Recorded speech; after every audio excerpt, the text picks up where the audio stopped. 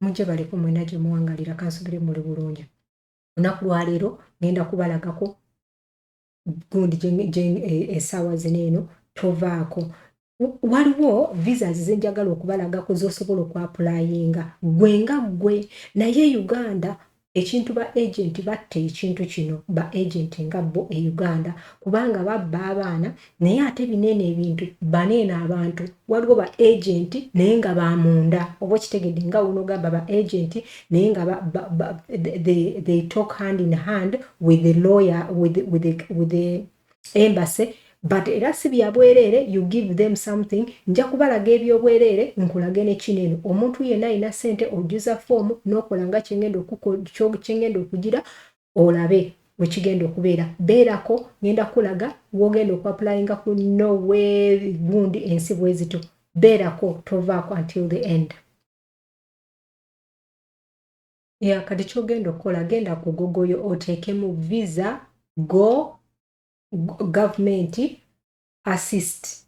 Abantu ba government bagenda oku assistinga gwe ng'omuntu oba kitegeera bino ebintu before nabikozesaako and it worked for me nganze it worked for me and I paid like maybe it was actually 300 euros nekinkolera nganze and I was granted. Naye gwe nga gwe ngenda kulaga engeri gwe osobola okikola nobeera nga tokozeseza ba agent be Uganda naye bana aba government assistant ne bakuyambako. Kati ogenda kikola otya? Beera until the end. Genda ku Google yo oteekemu ekigambo visa ekyo nga wolaba ekya government assistant. Ojje wano eno ku kino ekigambo ekyo nnyini ekisooka. Ojja ku ekyo ekigambo ekisooka ogenda kujja bwe bati.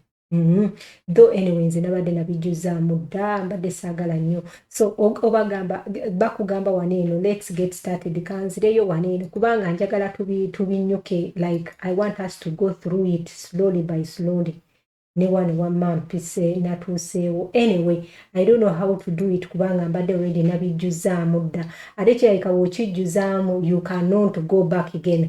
Anyway w'ogenda wano eno wasooka wano eno ekigambo ekigenda okusooka okujja kigenda kugamba ebigambo bino wammanga kamala okulaba wano eno ku ssimu nedda kigenda kuleetera oteekemu bagenda kugamba what is your citizenship oteekemu Uganda bakugambe select reason for traveling oteekemu reason gy'oyagala kuliko tourist kuliko business kuliko transit kuliko study goteekeko ky'oyagala bakugambe kuliko question ndabagamba what is your main country of travel kati main country of travel though I don't know why it is not going back naye main country of travel you can decide ensi nyingi France Greece, Malta, ensi zonna z'oyagala okukola ki okutambulamu kweziri. Kati nze naselectinze ki? Naselectinze Norway nga kyenjagala okubalagako.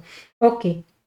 Tetusobola kuddayo. Kati w'omala okuteekamu ebyo ebintu bye nkugambye otaddemu gundi yo, otaddemu nationality yo, otaddemu byonna nga bye nkugambye biri ebintu bisatu by'ogira.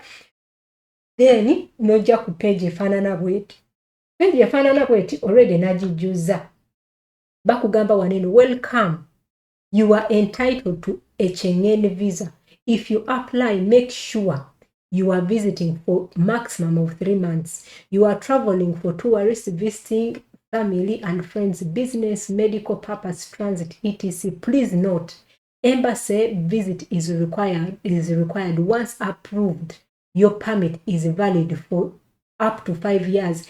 Nti bonga bo ngenda kulaga ogendo oteeka passport yo buli kimu ogendo kikola tugende maaso. Anyway, kati jangu waneeno oteekeo email address yo nze taddewo email address info eno passport ntaddewo nfu kubanga saagala teekawo passport yange taddewo amanya g'oyo omuntu gweteekawo amanya go teekawo ate bino ebintu womala weri w'obijjuzaamu Uganda egenda kujja butereevu teekawo oba oli married oba oli musajja wanatono omusajja ate ntaddewo female.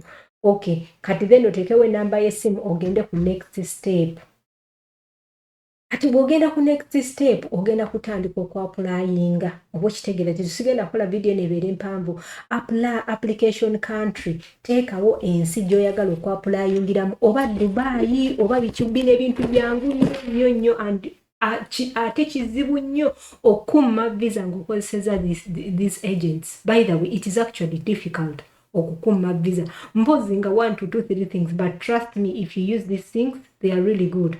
Ogenda waneeno n'ogira oyagala kugirira watwagala Uganda n'ogiteekawo a country of application oba okitegedde nationality gundi nationality yo oba okitegeera identity at birth if different nedda tetulina kati waneeno gwe kennyini jjuzaamu ebintu bino omala ogende next okitegeera saagala bimalayo nnyo naye this thing it is really good. Kati waneeno wojja waneeno ng'oteekako ebintu bineeno teekawo wojja waneeno nanti kana akagambo kabeerawo kano does not apply gojjango katiikingekoko kaveeko oteekeko erinnya ly'abazadde bo oba okitegeera ogateekewo ate eddala nalyo liteekewo oba okitegeera ojje waneeno oteekewo passport number yo oteekewo gundi oteekewo each and everything of yours then ogende next. Bannange eno gundi egenda kuyambako nga gwe to be honest okusinga okuwa omuntu oli sente azidde oba azitwale jangu waneeno bano abantu okozese bano abantu nze mbaleetera ekintu ekiri very good and I know people who have used this, even me I've ever used this thing and it has helped me. Kikozeseeko to apply for a visa, trust me. Bw'obanga ebintu bye biri hand in hand nga birungi, trust me, you're good to go. You will get a visa. Mukama bampera omukisa visa gy'oyagala okwapulayinga kweno. I love you all. Tobuka bulango mukama bankomere. Ciao ciao.